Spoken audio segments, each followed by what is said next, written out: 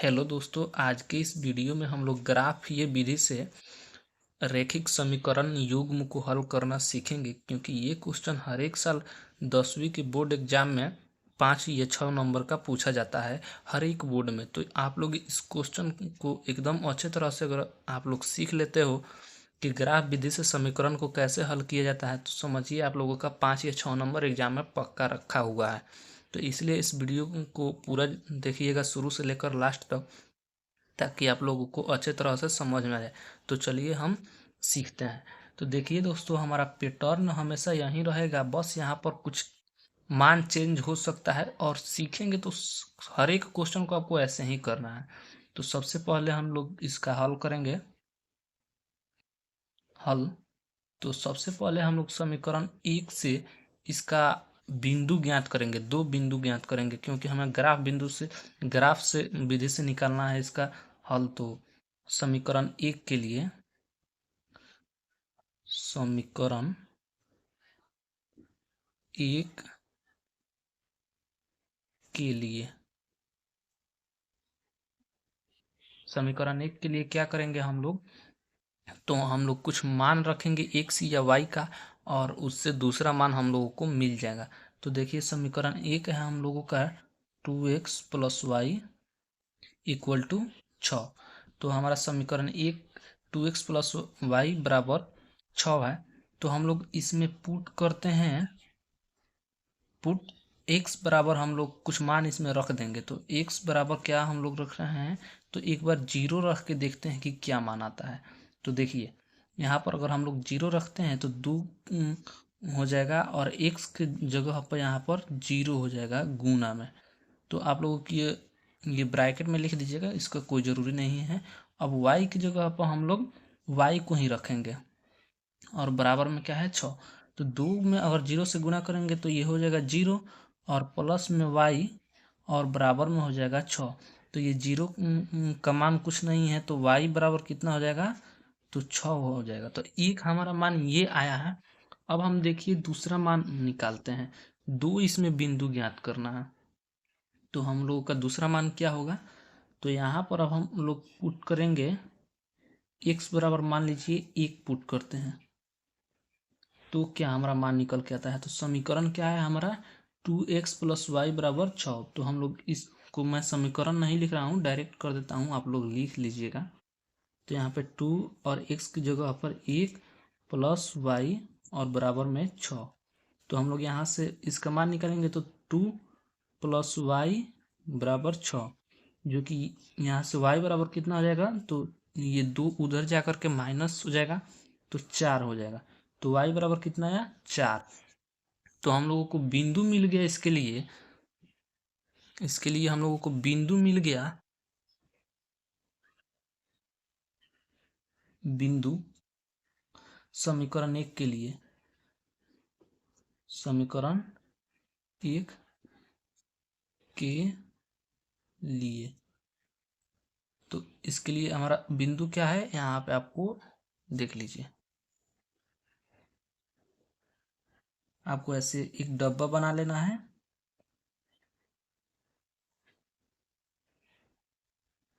ये x और ये y।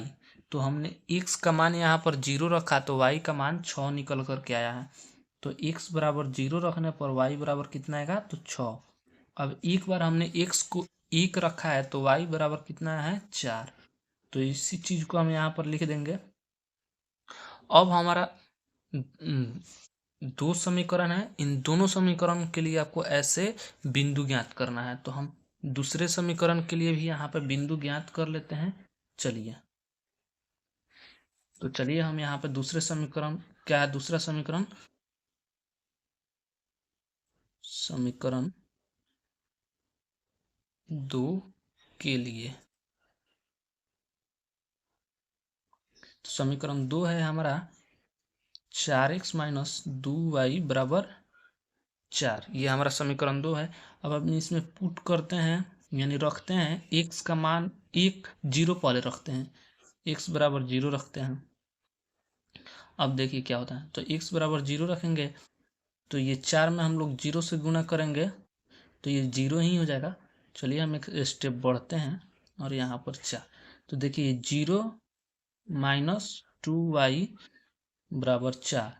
अब यहाँ से हम लोग सिर्फ y का मान निकालेंगे, तो ये हो जाएगा 4 और बटा में यहाँ से माइनस कर दो। ये गुना में है, इधर इधर जाकर के भाग में हो जाएगा, तो ये यहाँ से कटेगा, तो ये माइनस का 2 बार में कटेगा। ठीक है, तो यहाँ से y का मान क्या आया है, -2।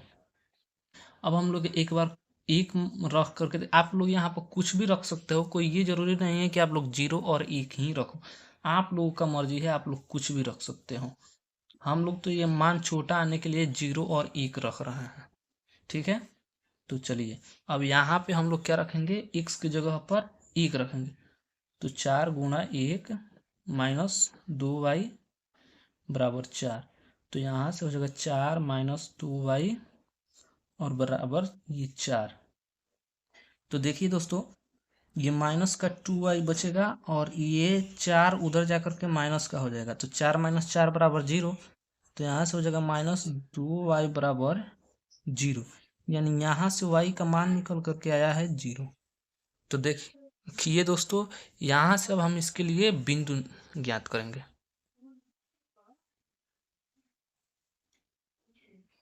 समीकरण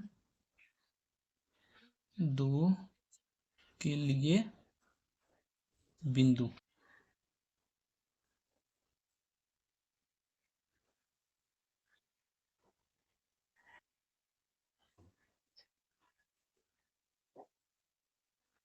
ये x और ये y, तो हमने यहाँ पर x की जगह पर 0 रखा, तो मान y का क्या आया, -2। और यहाँ पर y का मान x का मान हमने 1 रखा, तो y का मान, सॉरी मैंने इसको गलत लिख दिया, यहाँ पर -2 होगा। और यहाँ पर जब हमने x का मान 1 रखा, 1, तो उसका y का मान आया है 0। x का मान हमने यहाँ पर 0 रखा, तो y बराबर -2 आया। ये -2 है, आप लोग कंफ्यूज मत हो जाइएगा कि माइनस का क्या है वो। और ये है x बराबर 1 रखने पर, ये 1 है, इसको भी मैं सही से थोड़ा बना देता हूँ, नहीं तो आप लोग कंफ्यूज हो जाओगे। और तो y का मान 0 आया है। तो ये समीकरण 1 और समीकरण 2 का बिंदु हो गया। अब चलिए हम लोग ग्राफ बनाते हैं। अगर आप लोगों को ग्राफ बनाना नहीं आता है तो सीख लीजिए उसको भी। मेरे पास अगर जगह नहीं है तो थोड़ा सा मैं ऐसे करके बनाता हूँ, आप लोग नीचे बनाइएगा या अगले पेज पे बनाइएगा। ठीक है, तो चलिए मैं ग्राफ को बना लेता हूँ।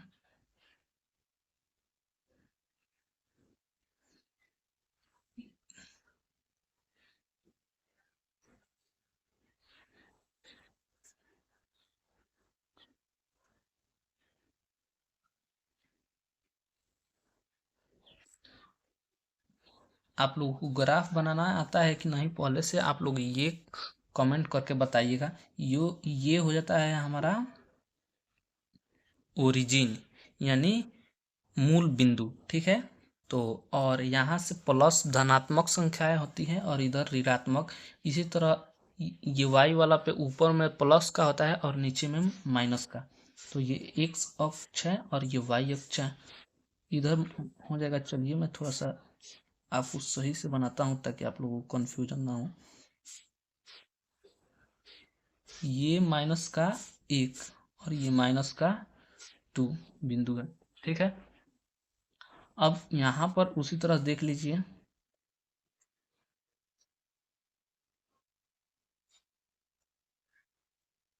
इसको थोड़ा सा और आगे बढ़ाना पड़ेगा, यहाँ तक इसको ला दीजिए।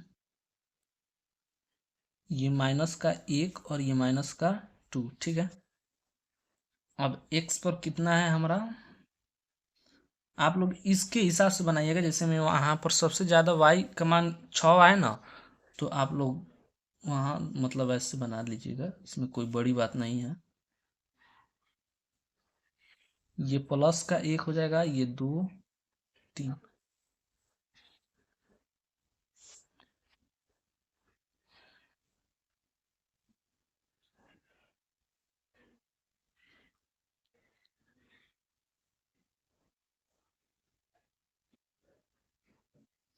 इसको भी थोड़ा सा आगे बढ़ाना पड़ेगा, ये वाला।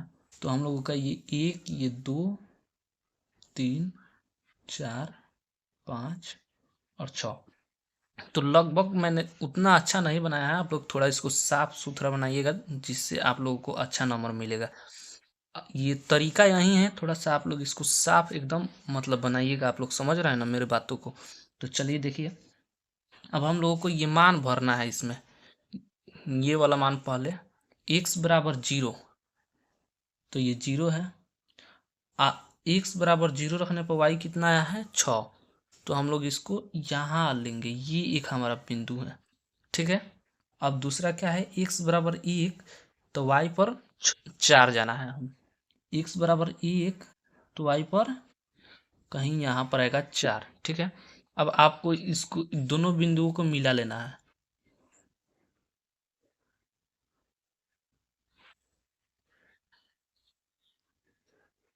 और इसको मतलब ये इस समीकरण का नाम भी लिख दीजिएगा। ये समीकरण 1 है, 2x प्लस वाई बराबर 4। ठीक है। और ये बिंदु हमारा है 1,4 और ये बिंदु है हमारा 0,6। ठीक है। अब ये दूसरा जो बिंदु है इसको देखिए, x बराबर 0 रखने पर y बराबर -2। x बराबर 0 तो y का मान -2 यहाँ पे आएगा। ठीक है। अब x बराबर 1 रखने पर y का मान कितना आया है 0, यानी हम इन दोनों बिंदुओं को मिला देंगे। देखिए यहाँ पे ऐसे,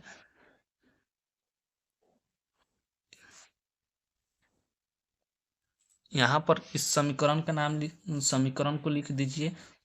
ये है 4x - 2y = 4। ये हमारा समीकरण 2 है। इस बिंदु का नाम लिख दीजिए 0, -2, और इस बिंदु का है 1,0, ये वाला बिंदु। ठीक है। अब ये बिंदु यहाँ पर एक दोनों को काट रहा है, मतलब दोनों जो लाइन है ना, ये यहाँ पर प्रतिच्छेद कर रहा है, यानी जहाँ पर प्रतिच्छेद करता है ये दोनों लाइन, वहीं उसका आंसर होता है। तो उसको कैसे मिलाएंगे, ये स्केल रखेंगे और देखिए ये x पर 2 पर आ रहा है और यहाँ पर भी ये 2 पर ही आ रहा है, y पर। तो देखिए यही हमारा आंसर हुआ। ये जब काटता है तो वहीं से हम लोग देखते हैं कि ये x और y अक्ष को कहाँ पर काट रहा है। तो ये 2 को पर काट रहा है, x अक्ष को भी 2 पर काट रहा है और y अक्ष को भी 2 पर काट रहा है। तो हमारा आंसर फाइनली क्या होगा, अतः x बराबर 2 और y बराबर 2, इसका आंसर हुआ फुल एंड फाइनल। तो देखिए दोस्तों, मैंने ये क्या क्या किया है इसमें आप लोग देख सकते हो। तो आई होप कि आप लोगों को वीडियो अच्छा लगा होगा। ये बोर्ड एग्जाम में 5 नंबर का पूछा जाता है, इसलिए आप लोग इसको अच्छे तरह से वीडियो को दोबारा भी देख सकते हो ताकि आपको पूरा क्लियर हो जाए। अगर कहीं कोई दिक्कत है तो आप लोग कमेंट करके बताइए। और ये हमारा आंसर आ गया है। आपको इस आंसर को ना अंडरलाइन कर देना है ताकि